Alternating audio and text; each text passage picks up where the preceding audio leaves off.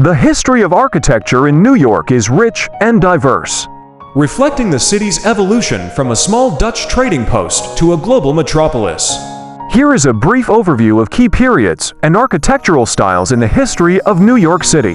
Colonial era 1609–1776. Dutch influence, New Amsterdam, the Dutch settlement that would become New York City.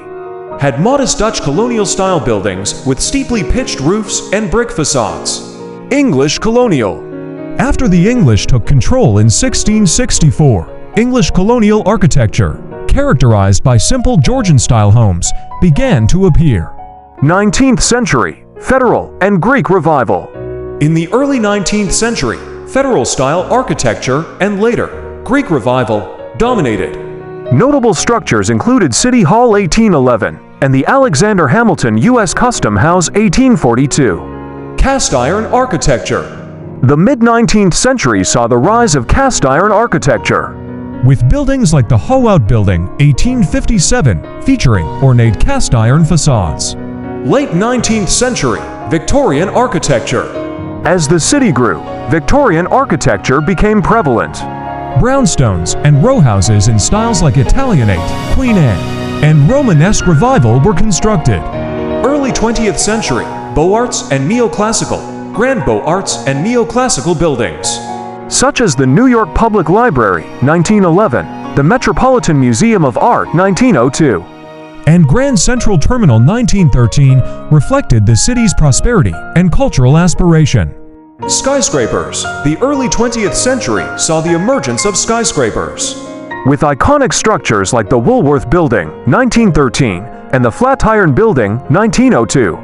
Art Deco and modern 1920s-1940s, the Chrysler Building, 1930, and the Empire State Building, 1931, are iconic examples of Art Deco architecture. The Rockefeller Center 1930s complex is a mix of Art Deco and modern styles. Post-war period 1945 to 1970, international style. The United Nations Headquarters, 1952, and Lever House, 1952, exemplify the international style, emphasizing functionality and simplicity.